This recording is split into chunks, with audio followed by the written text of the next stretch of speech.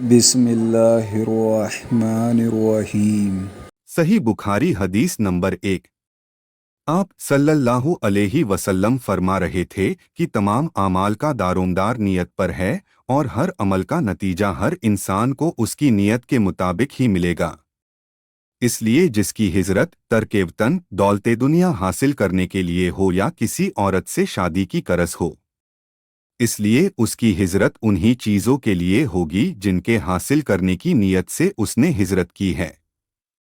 صحیح بخاری حدیث نمبر 2۔ ایک شخص حارث بن ہشام نامی نے نبی کریم صلی اللہ علیہ وسلم سے سوال کیا تھا کہ یا رسول اللہ، آپ پر وحی کیسے نازل ہوتی ہے؟ آپ صلی اللہ علیہ وسلم نے فرمایا کہ وحی نازل ہوتے وقت کبھی مجھ کو گھنٹی کی سی آواز محسوس ہوتی ہے اور وحی کی یہ کیفیت مجھ پر بہت شاق دل پر بوجھ گزرتی ہے۔ جب یہ کیفیت ختم ہوتی ہے تو میرے دل اور دماغ پر اس فرشتے کے ذریعے نازل ہوئی وحی محفوظ ہو جاتی ہے، اور کسی وقت ایسا ہوتا ہے کہ فرشتہ شکل کا انسان میرے پاس آتا ہے اور مجھ سے کلام کرتا ہے، اس لیے میں اس کا کہا ہوا یاد رکھ لیتا ہوں۔ عائشہ رضی اللہ عنہا کا بیان ہے کہ میں نے سخت کڑاکے کی سردی میں نبی کریم صلی اللہ علیہ وسلم کو دیکھا ہے کہ آپ صلی اللہ علیہ وسلم پر وحی نازل ہوئی، اور جب اس کا سلسلہ رکا تو آپ صلی اللہ علیہ وسلم کی پیشانی پسینے سے شرابور تھی۔ صحیح بخاری حدیث نمبر 3۔ نبی کریم صلی اللہ علیہ وسلم پر وحی کا شروعاتی دور اچھے سچے اور پاکیزہ خوابوں سے شروع ہوا۔ آپ صلی اللہ علیہ وسلم خواب میں جو کچھ دیکھتے وہ صبح کی روشنی کی طرح صحیح اور سچا ثابت ہوتا۔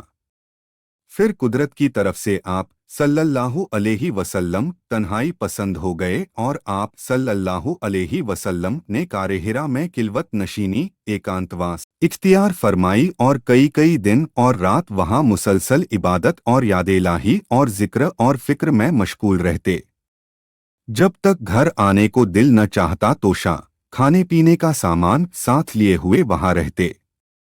توشہ ختم ہونے پر ہی بیوی محترمہ خدیجہ رضی اللہ عنہا کے پاس تشریف لاتے اور کچھ توشہ ساتھ لے کر پھر وہاں جا کر خلوت گزی ایکانتواسی ہو جاتے۔ یہی طریقہ جاری رہا یہاں تک کہ آپ صلی اللہ علیہ وسلم پر حق کھل گیا اور آپ صلی اللہ علیہ وسلم غار حرا ہی میں قیام پذیر تھے کہ اچانک جبرائیل علیہ السلام آپ صلی اللہ علیہ وسلم کے پاس حاضر ہوئے اور کہنے لگے کہ اے محمد پڑھو۔ آپ صلی اللہ علیہ وسلم فرماتے ہیں کہ میں نے کہا کہ میں پڑھنا نہیں جانتا۔ آپ صلی اللہ علیہ وسلم فرماتے ہیں کہ فرشتے نے مجھے پکڑ کر اتنے زور سے بھینچا کہ میری طاقت جواب دے گئی، پھر مجھے چھوڑ کر کہا کہ پڑھو۔ میں نے پھر وہی جواب دیا کہ میں پڑھا ہوا نہیں ہوں۔ اس فرشتے نے مجھ کو بہت ہی زور سے بھینچا کہ مجھ کو سخت تکلیف محسوس ہوئی، پھر اس نے کہا کہ پڑھ۔ میں نے کہا کہ میں پڑھا ہوا نہیں ہوں۔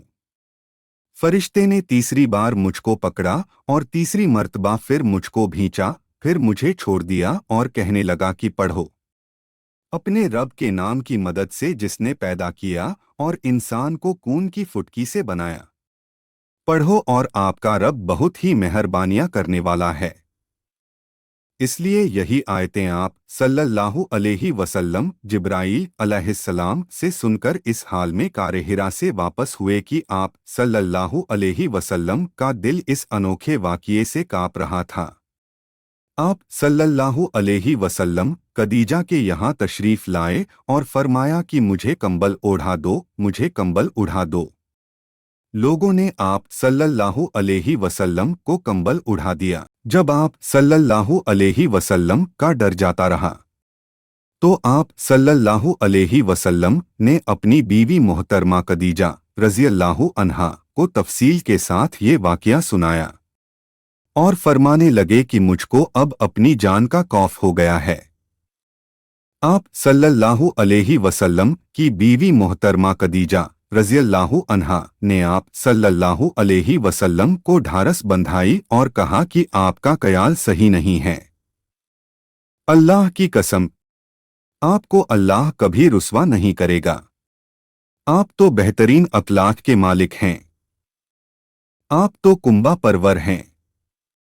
बेकसों का बोझ अपने सिर पर रख लेते हैं। मुफलिसों के लिए आप कमाते हैं। मेहमान नवाजी में आप बेमिसाल हैं और मुश्किल वक्त में आप हक का साथ देते हैं। ऐसी खूबियों वाला इंसान इस तरह बेवक्त जिल्लत और ख्वारी की मौत नहीं पा सकता। फिर मजीद तसल्ली के लिए खदीजा रज़ियल्लाहु अन्हा आप सल्लल्लाहु अलैहि वसल्लम को वर्का बिन नौफल के पास ले गईं, जो उनके चचाजाद भाई थे और ज़मानाए जाहिलियत में नसरानी ईसाई मजहब इख्तियार कर चुके थे और इब्रानी ज़बान के कातिब थे। चुनाचे इंजील को भी हस्बे मंशाए खुदावंदी इब्रानी ज़बान में लिखा करते थे। इंजील सुरयानी ज़बान में नाजिल हुई थी, फिर उसका तर्जमा इब्रानी ज़बान में हुआ। वर्का उसी को लिखते थे। वो बहुत बूढ़े हो गए थे, यहाँ तक कि उनकी आंख की रोशनी भी रुखसत खत्म हो चुकी थी। खदीजा रज़ियल्लाहु अन्हा ने उनके सामने आप सल्लल्लाहु अलैहि वसल्लम के हालात बयान किए और कहा कि ए चचाजाद भाई, अपने भतीजे मुहम्मद सल्लल्लाहु अलैहि वसल्लम की ज़बानी ज़रा उनकी कैफियत सुन लीजिए। वो बोले कि भतीजे, आपने जो कुछ देखा है उसकी तफसील सुनाओ। चुनाचे आप सल्लल्लाहु अलैहि वसल्लम ने अव्वल से आखिर तक पूरा वाक़या सुनाया, जिसे सुनकर वर्काबे इख्तियार होकर बोल उठे कि ये तो वही हस्ती पाकबाज फरिश्ता है जिसे अल्लाह ने मूसा अलैहिस्सलाम पर वही देकर भेजा था। काश मैं आपके इस अहदे नबूवत के शुरू होने पर जवान उम्र होता। काश मैं उस वक्त तक जिंदा रहता जबकि आपकी कौम आपको इस शहर से निकाल देगी। रसूलुल्लाह सल्लल्लाहु अलैहि वसल्लम ने ये सुनकर ताज्जुब से पूछा कि क्या वो लोग मुझको निकाल देंगे, हालांकि मैं तो उनमें सच्चा और अमीन और मकबूल हूँ। वर्का बोले, हाँ ये सब कुछ सच है, मगर जो शख्स भी आपकी तरह बात हक लेकर आया लोग उसके दुश्मन ही हो गए हैं। अगर मुझे आपकी नबूवत का वो ज़माना मिल जाए तो मैं आपकी पूरी पूरी मदद करूंगा। मगर वर्का कुछ दिनों के बाद इंतकाल कर गए। फिर कुछ वक्त तक वह्य का आना रुका रहा। सही बुखारी हदीस नंबर 4। आप सल्लल्लाहु अलैहि वसल्लम ने वह्य के रुक जाने के ज़माने के हालात बयान फरमाते हुए कहा कि एक दिन में चला जा रहा था कि अचानक मैंने आसमान की तरफ एक आवाज़ सुनी और मैंने अपना सिर आसमान की तरफ उठाया। क्या देखता हूँ कि वही फरिश्ता जो मेरे पास कारे हिरा में आया था वो आसमान और ज़मीन के बीच में एक कुर्सी पर बैठा हुआ है। मैं उससे डर गया और घर आने पर मैंने फिर कंबल ओढ़ने की काहिश जाहिर की। उस वक्त अल्लाह पाक की तरफ से ये आयत नाजिल हुई, ए लिहाफ ओढ़ कर लेटने वाले, उठ खड़ा हो और लोगों को अज़ाब इलाही से डरा और अपने रब की बड़ाई बयान कर और अपने कपड़ों को पाक साफ रख और गंदगी से दूर रह। उसके बाद वह तेजी के साथ पै दर पै आने लगी। इस हदीस को यहया बिन बुकैर के अलावा लैस बिन असद से अब्दुल्लाह बिन यूसुफ और अबू सालेह ने भी रिवायत किया है और अकील के अलावा जोहरी से हिलाल बिन अरवाद ने भी रिवायत किया है। यूनुस और ममर ने अपनी रिवायत में लफ्ज़ फवादाह की जगह बवादरा नकल किया है। सही बुखारी हदीस नंबर 5। उन्होंने इब्ने अब्बास रज़ियल्लाहु अन्हु से कलाम इलाही ला थरक बाह लसान काला तजल बाह की तफसीर के सिलसिले में सुना कि रसूलुल्लाह सल्लल्लाहु अलैहि वसल्लम नुज़ूल कुरान के वक्त बहुत सख्ती महसूस फरमाया करते थे और उसकी अलामतों में से एक ये थी कि याद करने के लिए आप अपने होंठों को हिलाते थे। इब्ने अब्बास रज़ियल्लाहु अन्हु ने कहा, मैं अपने होंठ हिलाता हूँ जिस तरह आप हिलाते थे।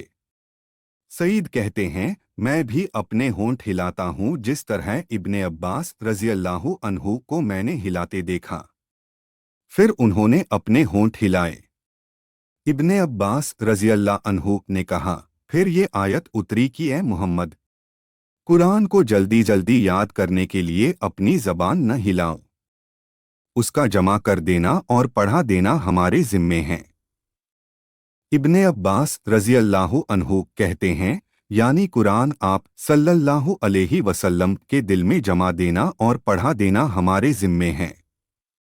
پھر جب ہم پڑھ چکیں تو اس پڑھے ہوئے کی پیروی کرو۔ ابن عباس رضی اللہ عنہ فرماتے ہیں، اس کا مطلب یہ ہے کہ آپ اس کو خاموشی کے ساتھ سنتے رہو۔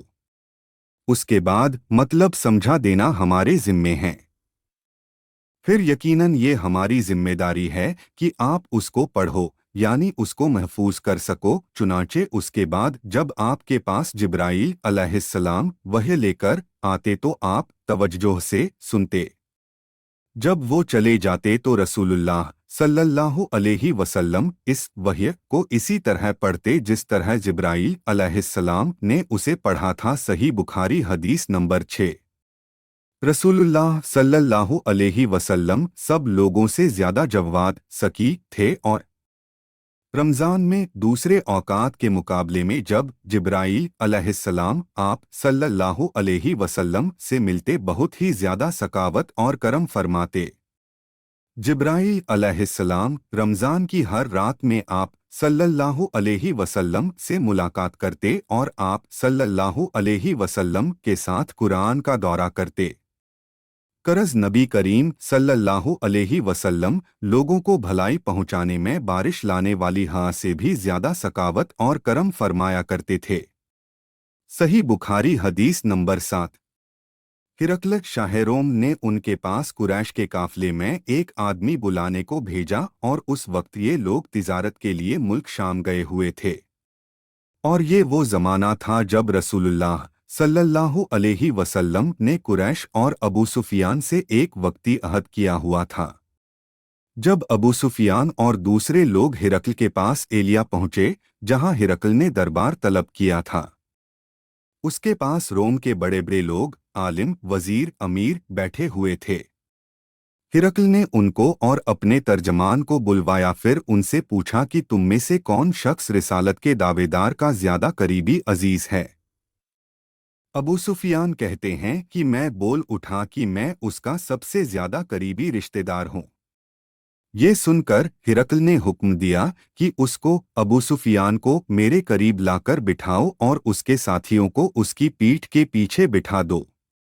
پھر اپنے ترجمان سے کہا کہ ان لوگوں سے کہہ دو کہ میں ابو سفیان سے اس شخص کے یعنی محمد صلی اللہ علیہ وسلم کے حالات پوچھتا ہوں۔ اگر یہ مجھ سے کسی بات میں جھوٹ بول دے تو تم اس کا جھوٹ ظاہر کر دینا۔ ابو سفیان کا قول ہے کہ اللہ کی قسم اگر مجھے یہ کیرت نہ آتی کہ یہ لوگ مجھ کو جھٹلائیں گے تو میں آپ صلی اللہ علیہ وسلم کی نسبت ضرور غلط بیانی سے کام لیتا۔ پہلی بات جو ہرقل نے مجھ سے پوچھی وہ یہ کہ اس شخص کا خاندان تم لوگوں میں کیسا ہے؟ میں نے کہا وہ تو بڑے اونچے نسب والے ہیں۔ کہنے لگا اس سے پہلے بھی کسی نے تم لوگوں میں ایسی بات کہی تھی؟ میں نے کہا نہیں۔ کہنے لگا اچھا اس کے بڑوں میں کوئی بادشاہ ہوا ہے؟ میں نے کہا نہیں۔ پھر اس نے کہا بڑے لوگوں نے اس کی پیروی اختیار کی ہے یا کمزوروں نے؟ میں نے کہا نہیں، کمزوروں نے۔ پھر کہنے لگا اس کے تابعدار دن بڑھتے جاتے ہیں یا کوئی ساتھی پھر بھی جاتا ہے؟ میں نے کہا نہیں۔ کہنے لگا کہ کیا اپنے اس دعوائے نبوت سے پہلے کبھی کسی بھی موقع پر اس نے جھوٹ بولا ہے؟ میں نے کہا نہیں۔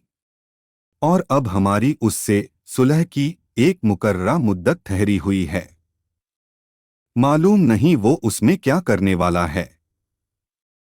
ابو سفیان کہتے ہیں میں اس بات کے سوا اور کوئی جھوٹ اس بات چیت میں شامل نہ کر سکا۔ ہرقل نے کہا کیا تمہاری اس سے کبھی لڑائی بھی ہوتی ہے؟ ہم نے کہا کہ ہاں۔ بولا پھر تمہاری اور اس کی جنگ کا کیا حال ہوتا ہے؟ میں نے کہا لڑائی ڈول کی طرح ہے، کبھی وہ ہم سے میدان جنگ جیت لیتے ہیں اور کبھی ہم ان سے جیت لیتے ہیں۔ ہرقل نے پوچھا وہ تمہیں کس بات کا حکم دیتا ہے؟ میں نے کہا وہ کہتا ہے کہ صرف ایک اللہ ہی کی عبادت کرو۔ اس کا کسی کو شریک نہ بناؤ اور اپنے باپ دادا کی شرک کی باتیں چھوڑ دو اور ہمیں نماز پڑھنے، سچ بولنے، پرہیزگاری اور صلہ رحمی کا حکم دیتا ہے۔ یہ سب سن کر پھر ہرقل نے اپنے ترجمان سے کہا کہ ابو سفیان سے کہہ دے کہ میں نے تم سے اس کا نسب پوچھا تو تم نے کہا کہ وہ ہم میں اونچے نسب کا ہے، اور پیغمبر اپنی قوم میں اونچے نسب کا ہی بھیجے جایا کرتے ہیں۔ میں نے تم سے پوچھا کہ دعوائے نبوت کی یہ بات تمہارے اندر اس سے پہلے کسی اور نے بھی کہی تھی تو تم نے جواب دیا کہ نہیں۔ تب میں نے اپنے دل میں کہا کہ اگر یہ بات اس سے پہلے کسی نے کہی ہوتی تو میں سمجھتا کہ اس شخص نے بھی اسی بات کی تقلید کی ہے جو پہلے کہی جا چکی ہے۔ میں نے تم سے پوچھا کہ اس کے بڑوں میں کوئی بادشاہ بھی گزرا ہے، تم نے کہا کہ نہیں۔ تو میں نے دل میں کہا کہ ان کے بزرگوں میں سے کوئی بادشاہ ہوا ہوگا تو کہہ دوں گا کہ وہ شخص اس بہانے اپنے باپ دادا کی بادشاہت اور ان کا ملک دوبارہ حاصل کرنا چاہتا ہے۔ اور میں نے تم سے پوچھا کہ اس بات کے کہنے یعنی پیغمبری کا دعویٰ کرنے سے پہلے تم نے کبھی اس کو برا بھلا کہنے کا الزام لگایا ہے، تم نے کہا کہ نہیں۔ تو میں نے سمجھ لیا کہ جو شخص آدمیوں کے ساتھ برا بھلا کہنے سے بچے وہ اللہ کے بارے میں کیسے جھوٹی بات کہہ سکتا ہے۔ اور میں نے تم سے پوچھا کہ بڑے لوگ اس کے پیرو ہوتے ہیں یا کمزور آدمی، تم نے کہا کمزوروں نے اس کی پیروی کی ہے تو اصل میں یہی لوگ پیغمبروں کے متبعین اور پیروکار ہوتے ہیں۔ اور میں نے تم سے پوچھا کہ اس کے ساتھی بڑھ رہے ہیں یا کم ہو رہے ہیں، تم نے کہا کہ وہ بڑھ رہے ہیں، اور ایمان کی کیفیت یہی ہوتی ہے یہاں تک کہ وہ کامل ہو جاتا ہے۔ اور میں نے تم سے پوچھا کہ آیا کوئی شخص اس کے دین سے ناخوش ہو کر مرتد بھی ہو جاتا ہے، تم نے کہا نہیں۔ تو ایمان کی خاصیت بھی یہی ہے جن کے دلوں میں اس کی خوشی رچ بس جائے وہ اس سے لوٹا نہیں کرتے۔ اور میں نے تم سے پوچھا کہ آیا وہ کبھی عہد توڑتے ہیں، تم نے کہا نہیں۔ پیغمبروں کا یہی حال ہوتا ہے کہ وہ عہد کی خلاف ورزی نہیں کرتے۔ اور میں نے تم سے کہا کہ وہ تم سے کس چیز کے لیے کہتے ہیں، تم نے کہا کہ وہ ہمیں حکم دیتے ہیں کہ اللہ کی عبادت کرو، اس کے ساتھ کسی کو شریک نہ ٹھہراؤ، اور تمہیں بتوں کی پوجا سے روکتے ہیں، سچ بولنے اور پرہیزگاری کا حکم دیتے ہیں۔ اس لیے اگر یہ باتیں جو تم کہہ رہے ہو سچ ہیں تو بہت جلد وہ اس جگہ کا مالک ہو جائے گا کہ جہاں میرے یہ دونوں پاؤں ہیں۔ مجھے معلوم تھا کہ وہ پیغمبر آنے والا ہے، مگر مجھے یہ معلوم نہیں تھا کہ وہ تمہارے اندر ہوگا۔ اگر میں جانتا کہ اس تک پہنچ سکوں گا تو اس سے ملنے کے لیے ہر تکلیف گوارا کرتا۔ اگر میں اس کے پاس ہوتا تو اس کے پاؤں دھوتا۔ ہرقل نے رسول اللہ صلی اللہ علیہ وسلم وہ خط منگایا جو آپ نے دہیا کلبی رضی اللہ عنہ کے ذریعے حاکم ابصرہ کے پاس بھیجا تھا، اور اس نے وہ ہرقل کے پاس بھیج دیا تھا۔ پھر اس کو پڑھا تو اس میں لکھا تھا، اللہ کے نام کے ساتھ جو بہت ہی مہربان اور رحم والا ہے۔ اللہ کے بندے اور اس کے پیغمبر محمد صلی اللہ علیہ وسلم کی طرف سے یہ خط ہے شاہروں کے لیے۔ اس شخص پر سلام ہو جو ہدایت کی پیروی کرے۔ اس کے بعد میں آپ کے سامنے دعوت اسلام پیش کرتا ہوں۔ اگر آپ اسلام لے آئیں گے تو دین اور دنیا میں سلامتی نصیب ہوگی، اللہ آپ کو دوہرا ثواب دے گا۔ اور اگر آپ میری دعوت سے نافرمانی کریں گے تو آپ کی رعایا کا گناہ بھی آپ ہی پر ہوگا۔ اور اے اہل کتاب، ایک ایسی بات پر آ جاؤ جو ہمارے اور تمہارے بیچ برابر ہے، وہ یہ کہ ہم اللہ کے سوا کسی کی عبادت نہ کریں اور کسی کو اس کا شریک نہ ٹھہرائیں، اور نہ ہم میں سے کوئی کسی کو اللہ کے سوا اپنا رب بنائے۔ پھر اگر وہ اہل کتاب اس بات سے منہ پھیر لیں تو مسلمانوں تم ان سے کہہ دو کہ تم مانو یا نہ مانو، ہم تو ایک اللہ کے اطاعت گزار ہیں۔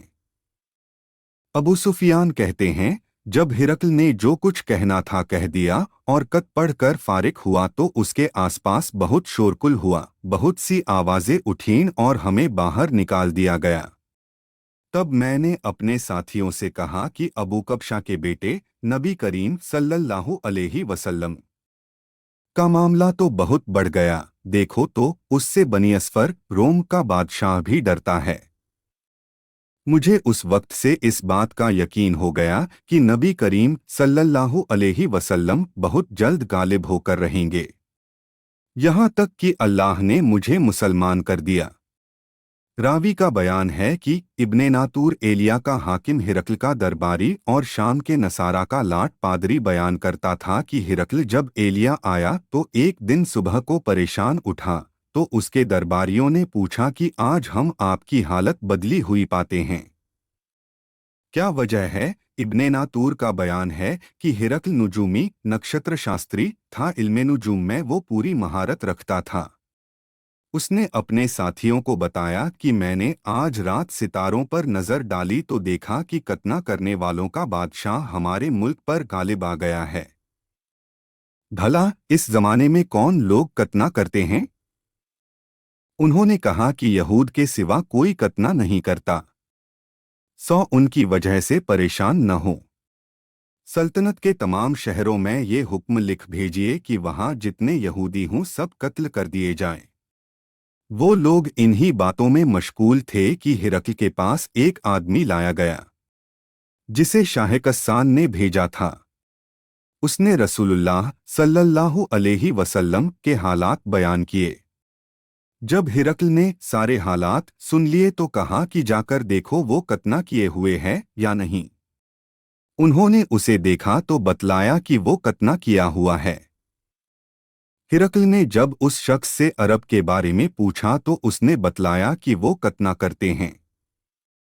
तब हिरकल ने कहा कि ये ही मुहम्मद सल्लल्लाहु अलैहि वसल्लम इस उम्मत के बादशाह हैं जो पैदा हो चुके हैं। फिर उसने अपने एक दोस्त को रूमिया खत लिखा और वो भी इल्मे नुजूम में हिरकल की तरह माहिर था। फिर वहां से हिरकल हिम्स चला गया। अभी हिम्स से निकला नहीं था कि उसके दोस्त का खत उसके जवाब में आ गया। उसकी राय भी नबी करीम सल्लल्लाहु अलैहि वसल्लम के ज़ुहूर के बारे में हिरकल के मुवाफिक थी कि मुहम्मद सल्लल्लाहु अलैहि वसल्लम वाकई पैगंबर हैं। उसके बाद हिरकल ने रोम के बड़े आदमियों को अपने हिम्स के महल में तलब किया और उसके हुक्म से महल के दरवाजे बंद कर लिए गए। फिर वो अपने कास महल से बाहर आया और कहा, ए रोम वालों, क्या हिदायत और कामयाबी में कुछ हिस्सा तुम्हारे लिए भी है? अगर तुम अपनी सल्तनत की बका चाहते हो तो फिर इस नबी की बैत कर लो और मुसलमान हो जाओ। ये सुनना था कि फिर वो लोग वहशी गधों की तरह दरवाजों की तरफ दौड़े मगर उन्हें बंद पाया। आखिर जब हिरकल ने उस बात से उनकी ये नफरत देखी और उनके ईमान लाने से मायूस हो गया तो कहने लगा कि उन लोगों को मेरे पास लाओ। जब वो दोबारा आए तो उसने कहा, मैंने जो बात कही थी उससे तुम्हारी दीनी पुख्तगी की आजमाइश मकसद थी, सो वो मैंने देख ली। तब ये बात सुनकर वो सबके सब उसके सामने सजदे में गिर पड़े और उससे खुश हो गए। आखिर में हिरकल की आखिरी हालत यही रही। अबू अब्दुल्लाह कहते हैं कि इस हदीस को सालेह बिन कैसान, यूनुस और ममर ने भी ज़ुहरी से रिवायत किया है।